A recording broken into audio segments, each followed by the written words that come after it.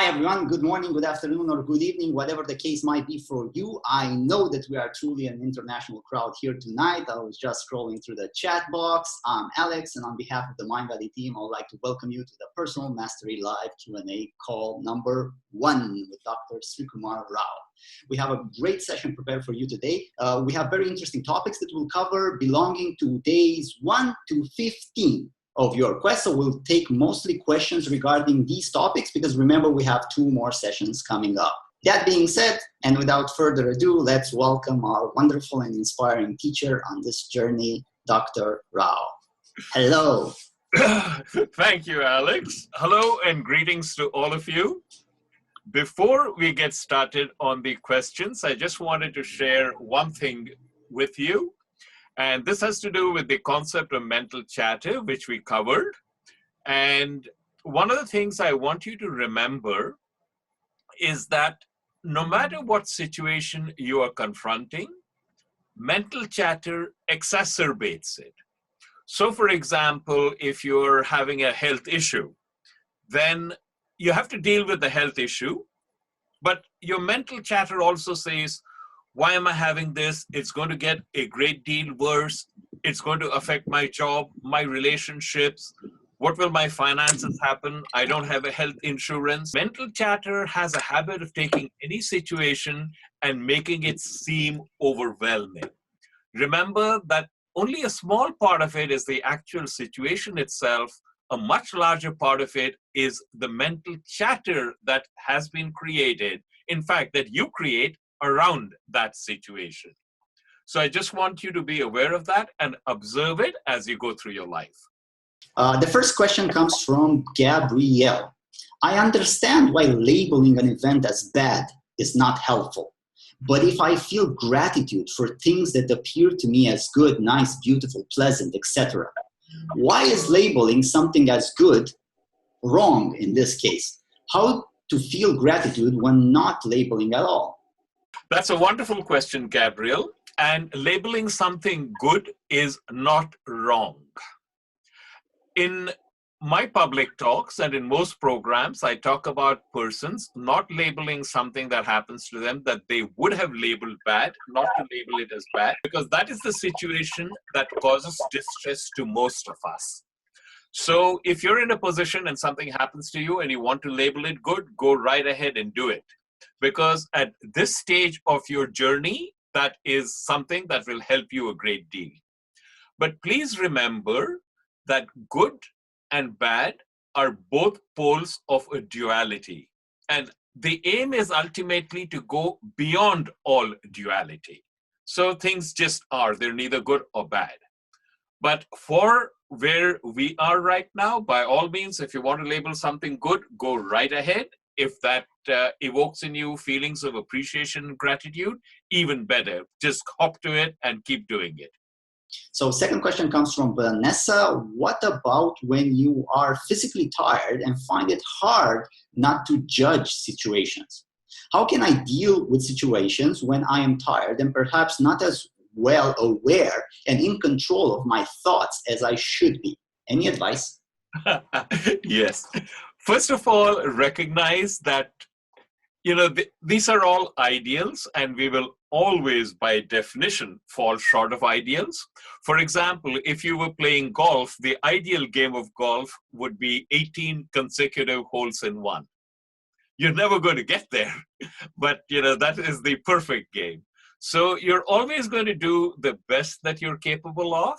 And there's one thing that you can do which will help you. Every time you are tired, recognize that your defenses are weak and you're more likely to slip into something you might regret. So if you notice that in advance, that yes, I am tired now, so I should be doubly on guard, you'll find that it's a little bit easier for you to notice your mental chatter and not be carried away or do things that you otherwise would regret. And when you are tired in particular, you can train yourself so that when you're tired, you're never going to say that anything is bad. Whatever happens is good. That is a mental conditioning. And if you start the conditioning when you're not tired, you'll find that it'll carry over when you are tired. Let's see. Next question comes from Denise. Can you give an example of how you would word an action-focused affirmation? How do you suggest verbalizing an action affirmation? Would you say to yourself, I am exercising for 30 minutes a day without fail, or I choose healthy foods to eat at every meal? How would you say it? That's exactly that.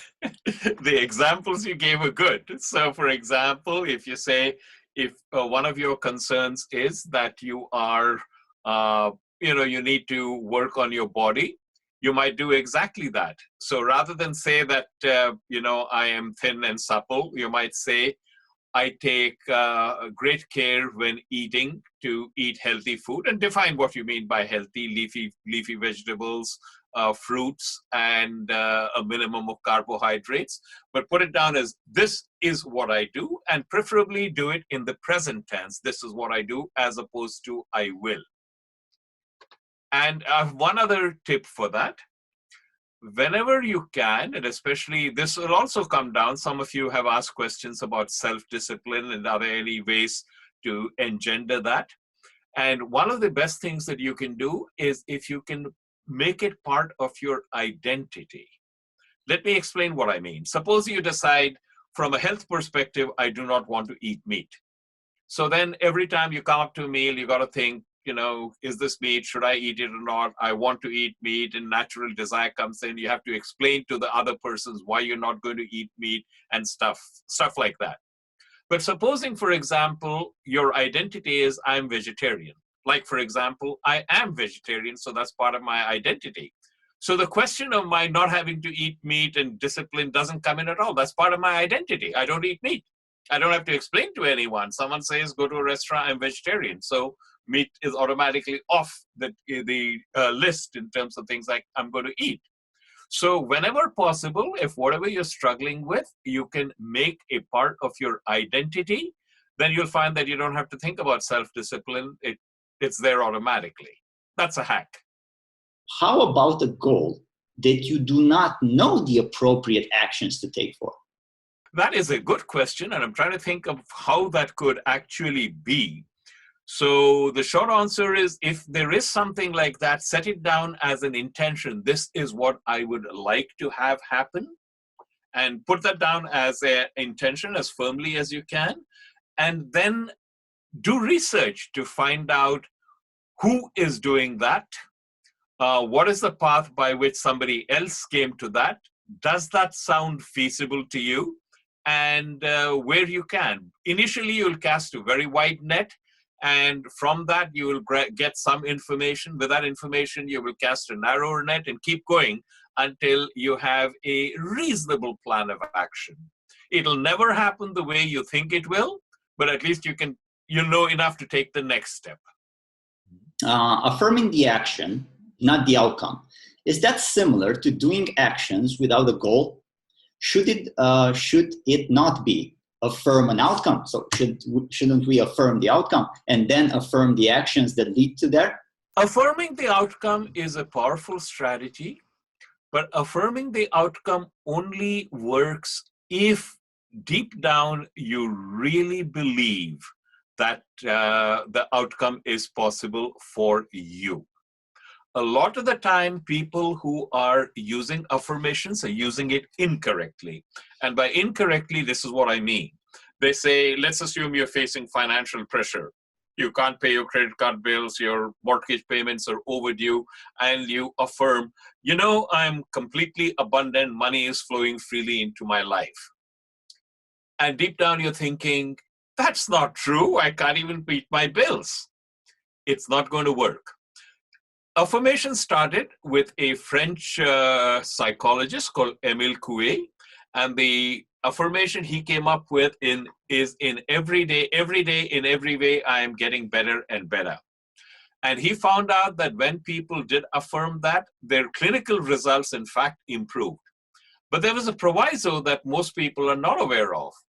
He discovered that if persons had made an independent judgment about their affirmation, it had no effect whatsoever. So in your head, if you've already decided, I do not have abundance, and then you affirm abundance, you'll simply get frustrated. It won't work. So what you have to do is, if you affirm outcomes, only affirm outcomes if you really, really, really know that deep down, you know that this is something that will come about and you're capable of it. Otherwise, it's much better to take a smaller chunk and affirm, I'm going to go to the gym every day and work out for 30 minutes or something like that. So much better for you to start off that way. Also, I'd like to remind you at this point that we always recommend having an active listening session, because in this way, you are also investing this hour here. So it's better to take notes, write down ideas. When Dr. Rao says something that you really resonate with, write it down in the chat box so other people can get inspired too, and maybe, that does resonate with me as well. So there are a lot more wisdom and things, thoughts, for example, that we can take from this session. Okay, let's jump to the next question from Bhavi.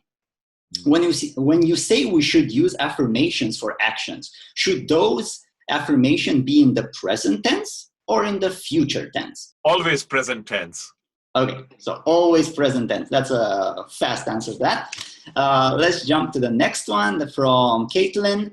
How can we keep a positive attitude with all the environmental issues, war, exploitations, violence? How to be positive withstanding the pollution, deforestation, loss of biodiversity, etc., due to greed, power, and indifference? So basically, how do we deal with the multitude of bad things, like let's label them, in the world?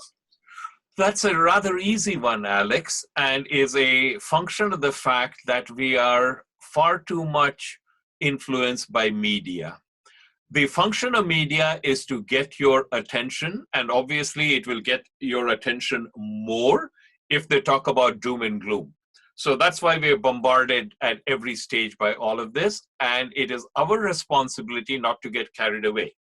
Now, despite the headlines and despite all of the factors you mentioned, we are probably in a better place now than we ever have been in history. Think about it. You know, as recently as 100 or 150 years ago, it was perfectly acceptable for one human being to own another. Now, slavery still does exist, but at least there's widespread recognition that this is not a good thing, and we should work together to combat it. There are actually mechanisms in place, true, they're being violated, that we shouldn't use gruesome weapons like biological and chemical instruments, and yes, they are being done, but at least there's widespread opprobrium. You know, just go back. For most of recorded history, we lived in a world where it was perfectly okay for one country or one king to go off and conquer another and sack the towns and take everybody as slaves and keep them there. You know, perfectly okay if you didn't like a population to chop all their heads off. We've come a long, long, long way from where we were through most of recorded history. Right now, yes, there are numerous trouble spots, but the vast majority of the Earth's population is living in peace. Yes, there's poverty, but many more million people have risen out of poverty than you could imagine, you know, as recently as 25, 30 years ago. So how you feel about the world outside is partly a function of what you expose yourself to. Now, this is not gainsaying the fact that there is a great deal in our world today that needs adjustment, but keep it in balance and remember that we go through zigs and zags, that we as a species have many things that we need to improve. But on the whole, the progress has been discernibly upwards. So bear that in mind, even as you see all the other scary stories in the news. And whatever really upsets you, it is a sign for you that you should do something in your own small way to help ameliorate that situation. Very true. I have this problem as well with my grandparents. They always tell me, why travel when there are so many atrocities happening everywhere? Yes. And every time I'm in a different country, if I am there, they used to call me and tell me, like, I've seen this happen in that country in the TV. And I'm like, but I am here and I'm telling you there's nothing wrong with this. By the way, there was a fantastic book written on this subject by Steven Pinker. It's called The Better Angels of Our Nature, Why Violence Has Declined. So Yeah. it's an entire analysis of exactly what Dr. Wallace said, that violence, wars, famine, problems have declined and continue to decline over the decades and centuries. Okay, next question comes from, let's see here, from Phil. About Okay. seeing the good in people. Can I forgive someone, believe the best about them, but still prefer not to have anything to do with them again? Absolutely. Yes, you can. Because as you are on this quest, you are going to grow. And as you grow, you will notice changes happen in your life. And some of the changes that happen is people with whom you at one time had a great deal in common, you no longer have much in common. So they will, drift from your life. So rather than make it strong and negative in the sense of I don't want to see this person again, simply allow it to happen and this person will gradually drift out of your life. And that's just fine. Do you have a strategy to not label a loved one's death as a bad thing? How to not be sad when the internal story of not being able to see them again is not such a simple story? Yeah, I can actually share a story which has some light on this. I had a student, this was when I was teaching at London Business School, and before she took the program, she said, Professor Rao, my grandfather is really ill, and it's possible that he may die, and if he does, I'll have to go for his funeral, and I'll have to miss a few days. Is that okay? And I said, fine, and she told me a little bit of background. For various reasons, her parents had to leave her with her grandparents for, some of her formative years. So her grandfather actually was like a father to her, and she had grown very, very, very close to him. And that was a bond that lasted. And now her grandfather was dying, and in fact, he did die, and she was going to the funeral. And she said, I was actually feeling glad that he died, because he was, not that he died early, he had a long life. He was in his late 80s or 90s, so he had a full life. And I was celebrating the fact that he had a life. And towards the end of that, there were physical ailments, so he was in pain. So death meant that his body was no longer a source of suffering. So on the whole, she was celebrating his life and rejoicing rather than grieving. So in exactly the same way, when someone dies, you have the choice of being really sad, but understand that when you're grieving, this is important, you're not grieving for the other person, you're grieving for yourself. You always grieve for yourself. You do not grieve for the person who has died. So look upon that person's life and celebrate the fact that the person was there rather than, oh, he's no longer in my life. And if you do that, you will find the pain is more manageable and you won't become dysfunctional. You don't have to label it a good thing because who knows? Just simply put down so-and-so died. Understand also that we're all born, we're all going to die. We were born alone, we will die alone, and we never know when that is going to happen. So if you go by the supposition that we come into this earthly sphere to accomplish something, and the moment we accomplish what we're supposed to, we leave, then do you really have to classify death as a bad thing? We don't know. So just put it down as this happened and celebrate the life rather than mourn the death. I have gained a better understanding of letting go of grief when someone dies by letting go of some mental models I had about death. Mm-hmm. But I don't know how to release the sadness and worry I feel when a loved one is very sick so that I can be more present and support them through their journey. Try thinking about that person rather than yourself. This is very difficult because especially if it's a close person like a parent or so on, you're so wrapped up in this is so unfortunate and a big chunk of it is on you. I feel so bad that this is happening to someone I love. And instead of doing that, turn your mental chatter around to that person and say, what can I do to ease the suffering that that person is experiencing? Sometimes we don't recognize that when a loved one is ill, if we are very sad, we are actually increasing the suffering of our loved one, because now he or she has to deal with what's happening to them as well as the impact upon you. So the best thing you can do to someone who's close to you, who is in that situation, is be cheerful, be upbeat. And the way you be upbeat is look upon it as, this is my opportunity to serve. So let me turn my mental chatter around from what's happening to me to what is it that I can do to ease the situation of that person. How to apply the good thing, bad thing, who knows concept on massive tragedies, such as mass shooting, terrorism, or war? This is again an excellent question. And the short thing is, don't necessarily have to have the massive tragedy, especially tragedies where millions of people die, like the Holocaust, the partition of India, the massacres in Rwanda and Darfur and things like that. But recognize that out of all of this, sometimes things happen which take us forward, make us progress.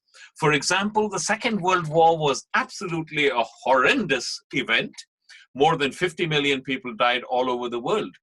But as a result of that fierce Holocaust, we had things like, for example, the formation of the United Nations, the general agreement that nations should not go to war with each other, methods by which countries negotiate collectively. We never had that before. Imagine, other countries are restraining each other from going to war. Is it a perfect system? Of course not. Are we still having wars? Yeah, they're in the newspapers every day. But at least there is a general recognition that we ought to have checks and balances. And in large part, that happened because of the tragedy of the Second World War. Look at the movements that are happening right now, for example, to ban landmines. Look at the many organizations that have sprung up to say, prevent drinking and driving, mothers against drunk driving, sisters against drunk driving, and so on. In almost every one of those cases, there was some tragedy that happened as a result of which this movement took root.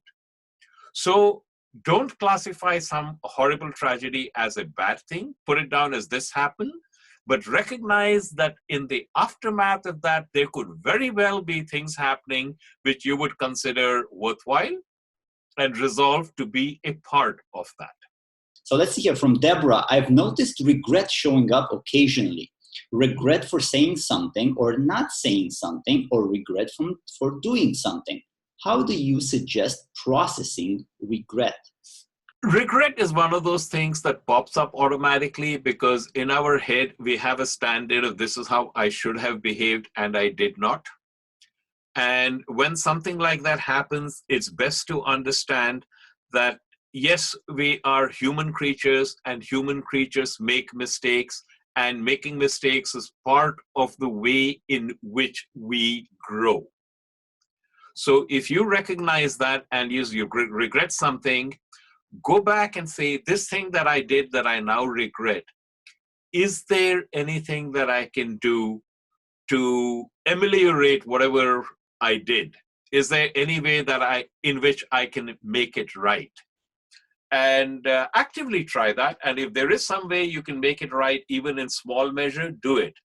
And if not, in your mind, apologize to the person who was affected and resolve that you will not do such a thing in the same situation again, and then move on with your life. Next question. How can we refrain from categorizing traumatic events such as rape and other forms of violence as bad? We're so conditioned, Alex, that some things, and those are the kinds of things you just mentioned. You have rape, you have violent death of a small child and things like that. We cannot, not categorize them as bad. And that's just fine. Sometimes when you categorize them as bad and you get angry, that energy can be used into doing something which would prevent it from happening again. So it's okay to categorize it as bad, but what I'm more interested in is do not permit it and the emotions it arouses in you to make you dysfunctional. And simply put down, this happened. In my book, it's bad. There is no earthly way in which this could be good. But let me put it in a box and say, someday when I have greater understanding or greater wisdom, I may be able to understand its role. But right now, I'll simply label it as this happened. And what is it that I can do, A, to prevent myself from becoming dysfunctional as a result of that? And B, what is it that I can do to help those who were affected by it and make sure that it doesn't happen again? So, for example, recently we had a mass shooting in Florida. More than a dozen school children were killed. So become active. Do you think the problem was our lax gun laws? Lobby your congressmen, take part in protest marches, sign petitions, whatever it is that you can undertake as your small bit to, I'll make sure that this doesn't happen again. But above all, what is always in your power is, yes, this happened. Yes, I consider it bad. No, I will not let it make me dysfunctional. I will not define my life by this thing. That's what you can hope for and you should do. Who has been the greatest influence on your life and your thinking? I can answer that question very easily. I'll give a direct answer. There is an Indian sage called Ramana Maharshi, and he passed away just before I was born. And I would say that he has had a tremendous influence on my life. And a good deal of the material that comes in my programs actually comes from his teachings. The other thing that I can suggest is that people read my syllabus. If they go to my website, which is theRaoInstitute.com, and click on resources, they will see something called the manifesto. And if they click on the manifesto, the last part of it is a substantial reading list. And in that reading list is a section called Life-Changing Books. So that is a good example of the influences in my thinking. So guys, I was expecting this question, by the way. So I went beforehand into Dr. Rao website and I pulled out those links already. So the link to the manifesto is already in your chat box. You can take it from there. Let's see, there is, if you could only offer us one particular piece of advice that would help us become more spiritual, what would that advice be? That advice would be the following. You do not live in a real world. You think you live in a real world, but you don't. You live in a construct. You created that construct with your mental chatter and the mental models you hold.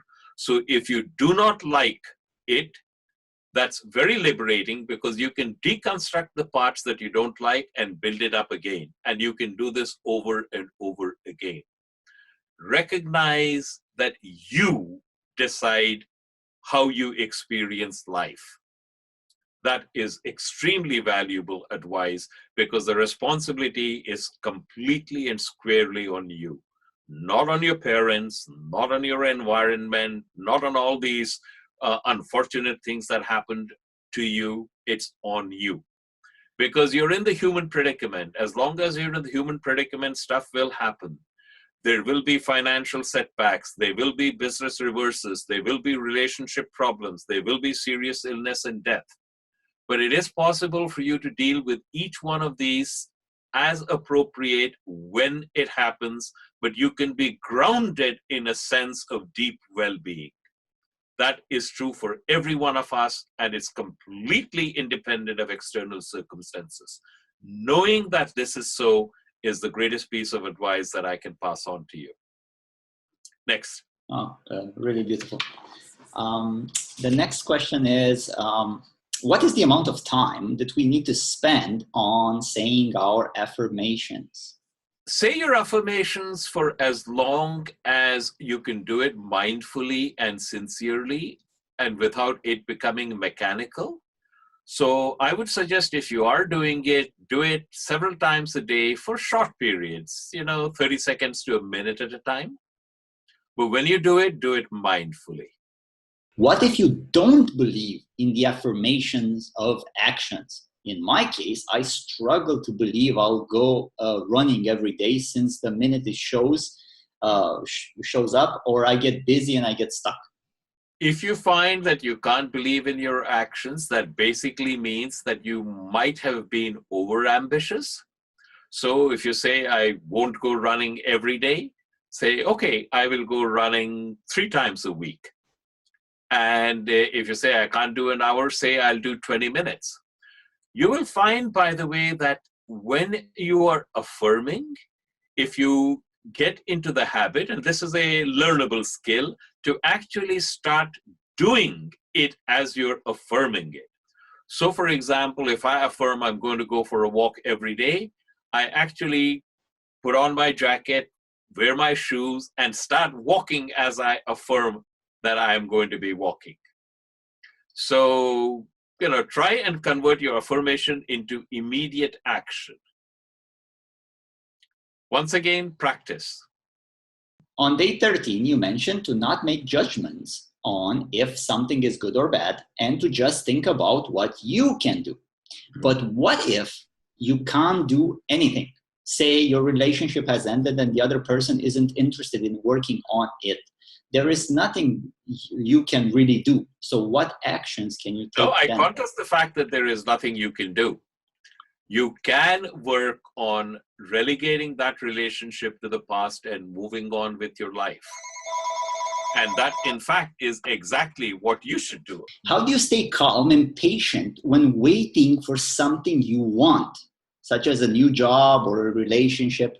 I have to give a little bit of background on that, because when you are impatient, you're actually clinging.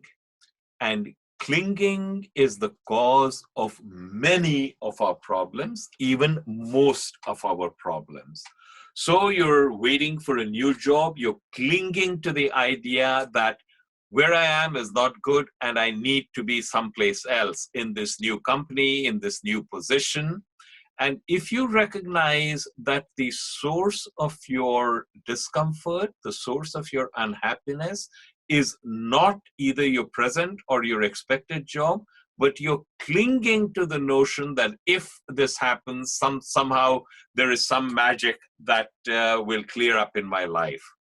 All of these are parts of the if-then model, and the if-then model is the root cause of our unhappiness and lack of well-being. So if we recognize that, we'll recognize that every time we are impatient, we are actually clinging. And if you start observing the source of that, it won't go away, but it will not have the same impact. So this is a process of ratiocination that I absolutely recommend. How will I be able to take what I have learned so far and share it in the best way possible with the people around me? This is an excellent question, and I would advise some caution, because if you want to share this with people around you, do not be directive. Do not be directive in the sense that you tell people you should do this. I found that one very effective way of doing that is to talk to the person about your situation, and a situation which you feel comfortable talking about, and say, look, I am in a course where this was suggested. Do you think this would be an effective method of dealing with it? So you're communicating the teachings, but you're communicating the teachings not from the sense of you should do it or you can do it, but you're asking for help. I found that this is particularly effective in very close relationship, like, say, for example, between spouses, where, in fact, I remember a wife asking me, how can I get my husband to read your books and, practice the exercise? And I said, why don't you do the following? Give her a copy of my book and say, look, I have an assignment, and my assignment is to summarize the 5 key takeaways from this book, and I'm having difficulty understanding exactly what that is. would you please help me? Could you read the book and tell me what the 5 takeaways are? So all of a sudden, then he's reading the book because he's helping his wife. And in this particular case, as it turned out, he read the book, which he would not have done otherwise, and said, boy, this really does seem to make a lot of sense. Yeah, let's talk about it. They got into some very, very, very deep discussions.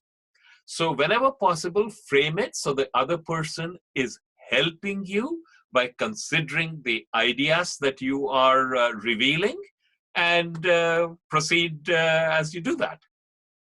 With children, by the way, this is especially effective if you can make it a game. So, for example, if you want to tell your child, every time you get really angry, count to 10 and remember that anger is just mental chatter. So you tell your son, sometimes I get very angry, and when I get angry, it's just mental chatter. So every time you spot me becoming angry and you tell me it's just your mental chatter, I'll give you $1. You'll be amazed at how many dollars you lose, but you'll also be amazed at how quickly your son picks up on that. And later on, you might want to turn it around and make it a 2-sided game. Every time I do it, you catch me doing it, I'll give you $1. But every time I catch you doing it, you give me 50 cents. And all of a sudden, it's become fun, but also deep learning. There are many things that you can do like that, and the only barrier is your creativity. I'm curious if there is one book Dr. Rao had to suggest everyone to read. What would that book be? I would very strongly recommend, I actually asked for one, but let me recommend 3. I would recommend reading The Untethered Soul by Michael Singer.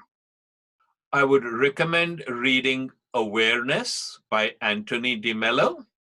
And I would recommend reading The Life and Teachings of Ramana Maharshi by Arthur Osborne.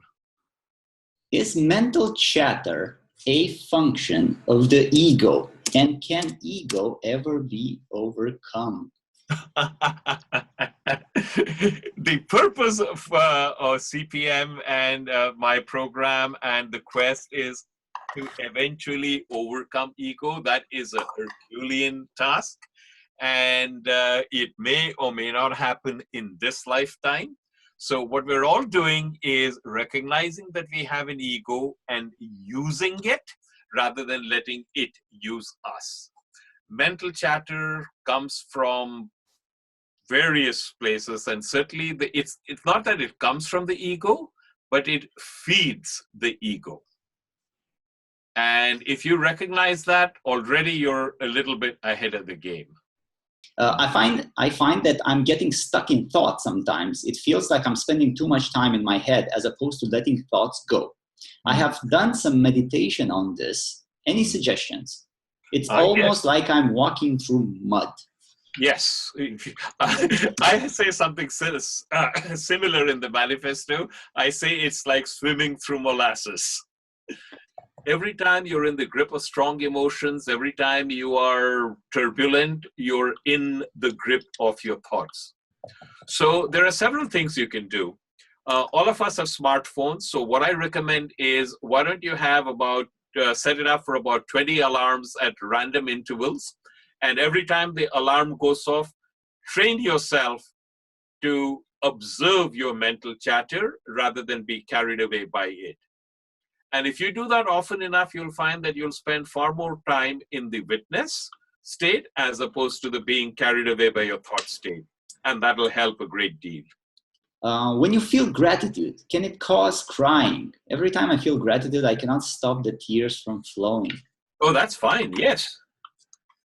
Don't let the tears come out. Would it also be useful to not label our emotions? So when we feel angry or sad or confused or afraid, and we have a tendency to label that bad and try to get away from those feelings, isn't it more helpful to apply good, bad, who knows, to emotions as well and allow our own experience to just be as it is? Absolutely. Emotions are very much part of being in the human conditions. So the problem is not emotions. The problem is that we hold on to them And sometimes we behave inappropriately as a result of those emotions. Here's something that many of the persons on this program, on this call, can probably relate to. Imagine a small child, and this is an infant, and he's lying in his crib, and he's drinking from the bottle, and is gurgling away happily. Now go take the bottle away.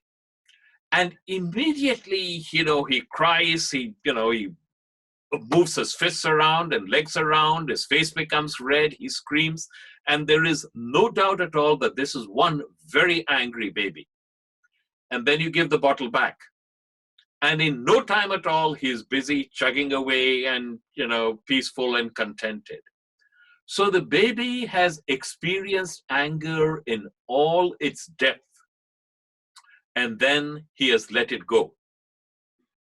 That's the model. Our problem is not that we experience these emotions, but we don't let them go. So if you have in your head a visualization, which is, here is this thing, it is coming, it is inhabiting me, it is not me. I am not anger. Right now I'm experiencing anger, but it is like a cloud in the sky. It will come, it will go. And the more you remind yourself of that, the more you will be in a position where it comes and it goes. And if you recognize that, then enjoy the emotions. They're fun. It's like watching a movie. Instead of going to the theater to watch a movie, you can sit in a comfortable armchair and watch the movie of your mental chatter. It's a great experience. Many of us participants have challenges and issues in the workplace and family. How do we not label these incidents and issues as bad or good things? How do we circumvent the situation to manage better the what do I do next model? Look upon each of these as an opportunity to grow. I have someone taking one of my programs right now who was fired from his job. And he was fired from his job with absolutely no warning. And he was, initially depressed, and he was quite shaken up still. But he's in an early stage of his career, and after talking and analyzing his behavior, he said, here are possible reasons why I was fired. So he basically set up a meeting with his boss to say, hey, boss, thank you very much for agreeing to meet with me. And I am leaving. And I just wanted to know, though, what is it that I did that was unsatisfactory? And his boss told him, and he realized that, among other things, he was not sensitive to the atmosphere around and how his actions were being perceived. So he's now come up with an action plan for that, which is, whenever I'm in my next job, I will make sure that I meet with my boss at least once a month to go over what went right, in what area should we do better, and how can I perform in a better fashion. So this way, he'll never be blindsided again. And I'm sure that this will help him a great deal in his career going forward. So don't look upon the situation as this is problematic, because it actually could be an opportunity, and it is a challenge to your creativity to look at it in a manner that does so. I'll give you one other instance. I was teaching at a top business school, and one of my students, several of my students actually, not one of them, were complaining very, very hard or very loudly about another professor. And they felt that he could not control the class, that his notes were disorganized, and a whole bunch of things. So I listened for a while, and then I said, look, you're using a mental model that's not serving you very well. The mental model you're using is, I paid a lot of money to come to a top business school, and therefore I am entitled to have professors who challenge me and are well organized and all the rest of that. But recognize that you're going to get what you wanted from this top business school, but it's also part of your responsibility to help continue to make that a top business school. So if you have a professor, and he was a new professor, it's part of your job to help develop that professor. Now, straight away, this was a change in thinking, because I tell you, it's not very common for students to think that part of their job is to help develop the professor. But the moment I put this idea across, they were very bright people. They agreed. And then one of them went to the professor and said, sir, we really, really enjoy your talks, but there are some things that you could do that would make it more helpful for us. Maybe share them with you. And they suggested a whole bunch of things, including like, here's how you give an outline, make this available to us before, and so on. The professor was very happy to work with them because he was helping them learn better. And later on, they said that was one of the best classes they had in business school. So sometimes if you're in that kind of a situation, start looking at your mental model and seeing what changes you can make. It's very, very effective.